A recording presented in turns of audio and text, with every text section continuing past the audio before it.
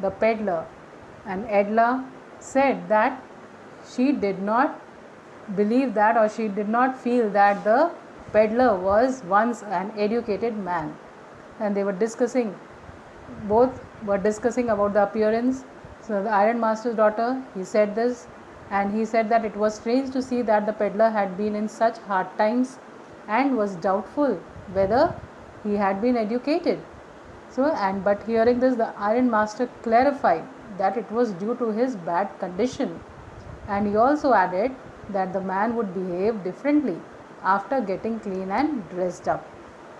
Then further, in the next paragraph, it is said that just as he said this, the door opened and the stranger entered. Yes, now he was truly clean and well dressed.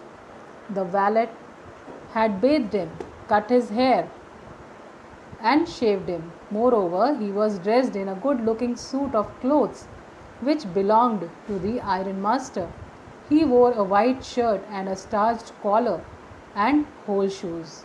So, here the starched collar means the starch is a stuff that makes your shirt collar look crisp and fresh, and whole shoes mean proper fitted clothes. Proper fitted shoes.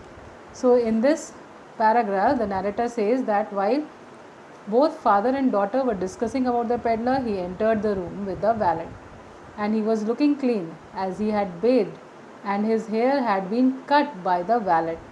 He was wearing the iron master's clothes and shoes, and a shirt with a starched collar and shoes which covered his entire feet. That means the shoes were properly fitted. Then further in the next paragraph, it is said that, but although his guest was now so well groomed, the iron master did not seem pleased. He looked at him with the puckered brow, and it was easy to understand that when he had seen the strange fellow in the uncertain reflection from the furnace, then he might have made a mistake. But that now, when he stood there in broad daylight, it was impossible to mistake him for an old acquaintance. What does this mean? He thundered. The stranger made no attempt to dissimulate. He saw at once that the splendor had come to an end. So first let's see to the meaning of the hard words here. The word groomed means ready, puckered means wrinkled, dissimulate means pretend, splendor means luxury, and thundered means to make a loud noise. So in this paragraph, the narrator says that the iron master seemed very angry to see his well groomed guest, puckered brow here, that wrinkled brow and that wrinkle on his brow were because he was not happy to see the peddler. When he was well groomed, he was properly dressed. He now make out that the peddler was not the same man whom he was thinking. That is the old captain or regimental comrade named Neil Olaf, and he seemed to be very angry to see him, as now he could make out his appearance well and realize that he was not his friend. He understood that he mistook some stranger as his old friend, and he screamed at him and asked him to explain. The peddler knew that the iron master could make out that he was not his old friend, and as he already knew this, he was ready for the consequences, and that time he felt that the luxurious treatment that he was getting in the house was about to end, that all the splendor, all the luxurious treatment has now come to an end. Then in the next paragraph it is said that it is not my fault, sir, he said. I never pretended to be anything but a poor trader, and I pleaded and begged to be allowed to stay in the forge. But no harm has been done. At worst, I can put on my rags again and go away. Well, said the iron master, hesitating a little. It was not quite honest either. You must admit that, and I should not be surprised if the sheriff would like to have something to say in that matter. Then, now see to the hard words. Hesitating here means to be reluctant. Sheriff, the chief executive officer of Crown in England. So here, So, in this paragraph, the narrator is saying that the peddler tried to explain that he should not be blamed. He said that he was not just begging for a stay, he was just begging for a stay in Forge. And he also said that he had not harmed anyone and was ready to wear the rags again and go out from the house. To this, the ironmaster hesitated and said that the peddler had not been quite honest, and so he wanted to call the sheriff. So now the next paragraph, the tramp took a step forward and struck the table with his fist. Now I am going to tell you, Mr. Ironmaster, how things are, he said. This whole world is nothing but a big rat trap. All the good things that are offered to you are nothing but cheese rinds and bits of pork, set out to drag a poor fellow into trouble. And if the sheriff comes now and locks me up for this, then you, Mr. Ironmaster, must remember that a day may come when you yourself may want to get a big piece of pork, and then you will be caught in the trap. So here fist is what? The person hand bend या मुक्का बोलते हैं.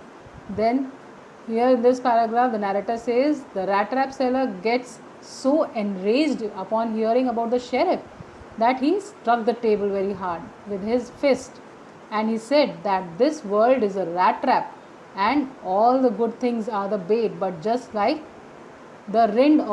just like the rind of cheese and the small pieces of pork which are a bait for all the rat which are offered to trap it. Not only this, he also pointed out to the ironmaster that he may today be imprisoned by the sheriff, but one day the ironmaster will also get trapped like this. Then the next paragraph says the ironmaster began to laugh. That was not so badly said, my good fellow. Perhaps we should let the sheriff alone on Christmas Eve, but now get out of here as fast as you can. So in these lines, the ironmaster, he didn't like the peddler's words and decided not to call the sheriff. Then he asked the peddler to leave from there at once. Then the next paragraph, we'll see what happens. But just as the man was opening the door, the daughter said, I think he ought to stay with us today. I don't want him to go. And with that she went and closed the door. What in the world you are doing? Said the father. The daughter stood there quite embarrassed and hardly knew what to answer. That morning she had felt so happy when she thought how homelike and Christmas Eve she was going to make things for the poor hungry wretch. She could not get away from the idea all at once, and that was why she had interceded for the vagabond. So here the wretch means miserable person and interceded means intervened or interfered. So in this paragraph the narrator says that the ironmaster's daughter stopped the peddler. She wanted to help the poor fellow. Since morning she was planning how she could make the peddler's day happy on the occasion of Christmas. Therefore, she went against her father's will and stopped him by closing the door.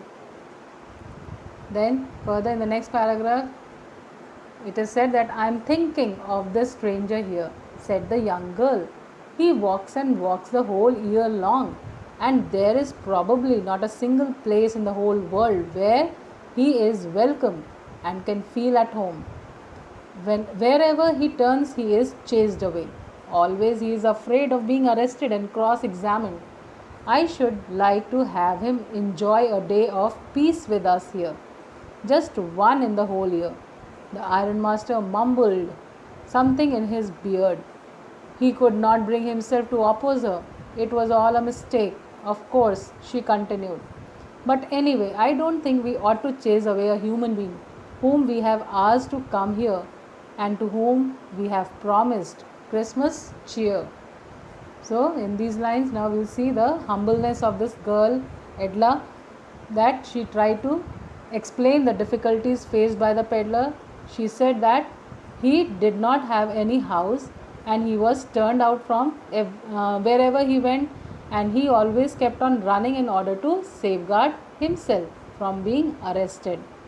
And further, she said that she wanted him to enjoy Christmas with peace as they had promised him, and they should not send away a man on Christmas, the man whom they had promised happiness on the day.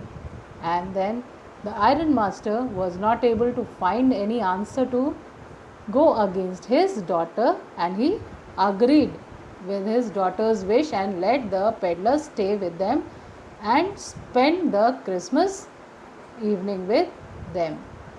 Then further, next paragraph says, "You do preach worse than a parson," said the ironmaster. "I only hope you won't have to regret this." The young girl took the stranger by the hand and led him up to the table. "Now sit down and eat," he said, for she could see that her father had given in. Preach means advise, and parson is a churchman or a priest, you can say. So in this paragraph, it is said that the narrator says the only thing he could say to the ironmaster, he could say to his daughter was that she was trying good at convincing others, better than the priest at a church. That she has a very good convincing qualities, she could convince anybody, and she is far better than the priest at the church. But he also warned her that hopefully her decision may not bring any adverse effect on them.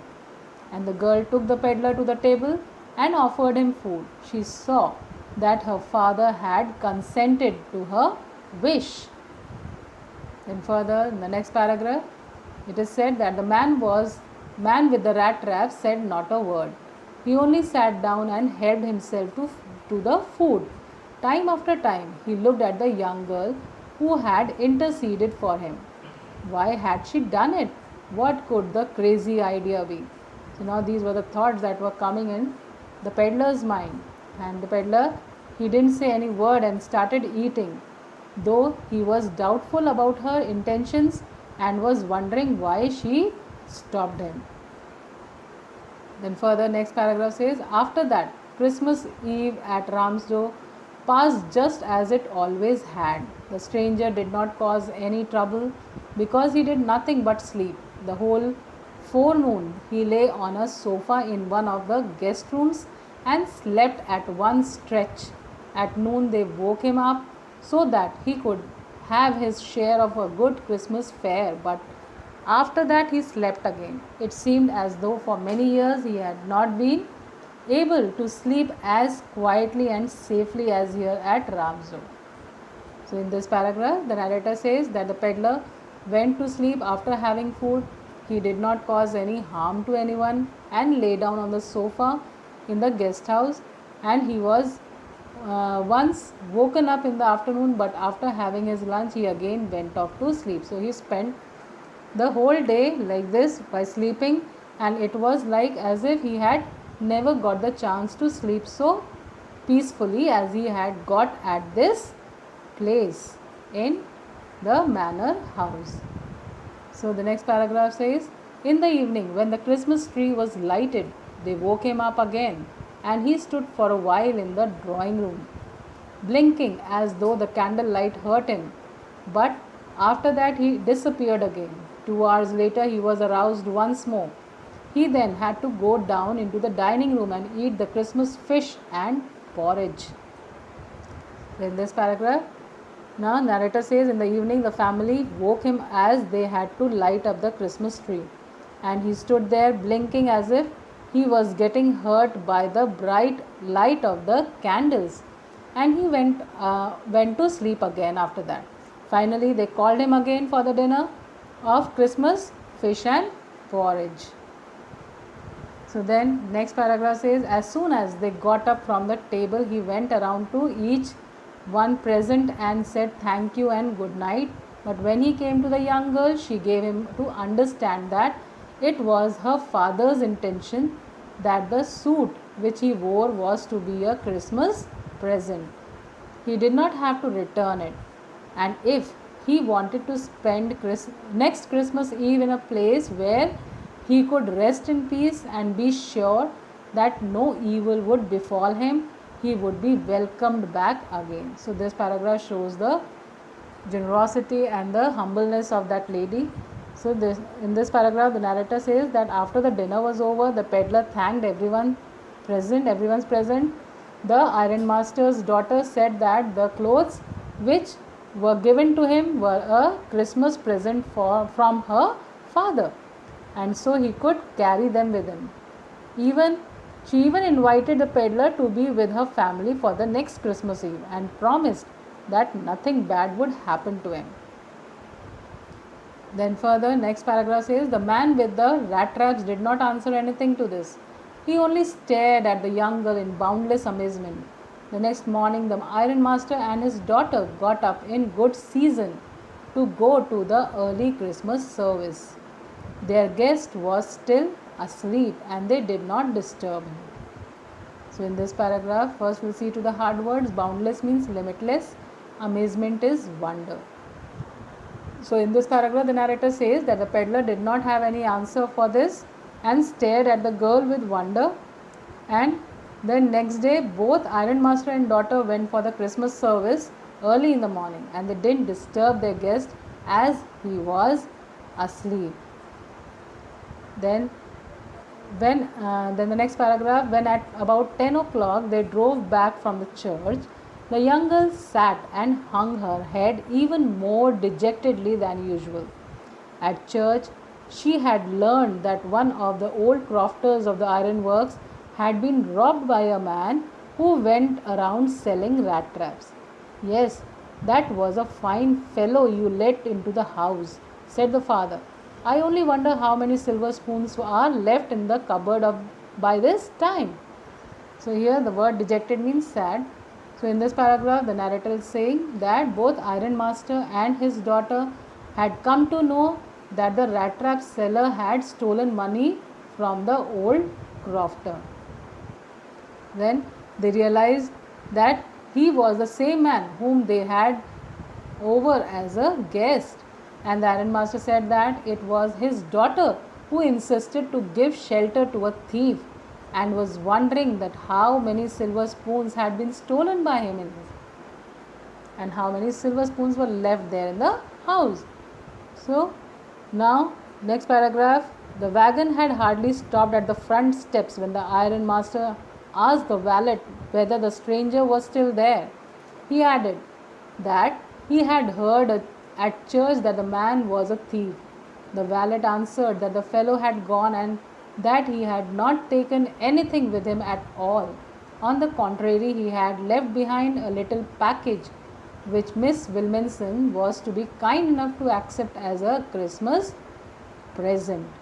So, in this paragraph, the narrator says that the ironmaster, on reaching home, enquired about the peddler from the valet. He also told him that he was a thief, and to his surprise, the valet told him that the peddler, instead of taking something, had left a small Christmas gift for Miss Wilkinson. The next paragraph says the young girl opened the package and was so badly done up that the contents came into view at once. She gave a little cry of joy. She found a small rat trap, and it lay 3 wrinkled 10-kroner notes. But that was not all. In the rat trap lay also a letter written in large jagged characters. Honored and noble miss, since you have been so nice to me all day long, as if I was a captain, I want to be nice to you in return, as if I was a real captain, for I do want you to be embarrassed at this Christmas season by a thief. I do not want you to be embarrassed at this Christmas season by a thief, but you can give back the money to the old man on the roadside who has the money pouch hanging on the window frame as a bait for poor wanderers. The rat trap is a Christmas present from a rat who would have been caught in this world's rat trap if he had not been raised to captain, because in that way he got power to clear himself and written with friendship and high regard, Captain Von Stale. So here the Captain Von Stale here, it is the assumed name of the peddler here. He is calling himself as Captain Von Stale. So in this paragraph, the narrator says that the ironmaster's daughter opened the gift and it was so roughly packed that she could easily guess what was inside the pack, as all the things were visible very soon. Apart from the rat trap and 3 chronar notes, there was a letter. The peddler had thanked his host who had taken care of him as if he was a real captain in return, and he gifted her a rat trap and also requested her to return the stolen money to the old man, that is the old man who had earned those 3 chronar note, 30 chronar note, you can say. He said that it was she who let him free from the rat trap by raising his status from that of a mere peddler to a captain, and at last he undersigned as Captain Von Stale. So this is all in this chapter. I hope you all have understood. Now we will discuss about the message and the theme of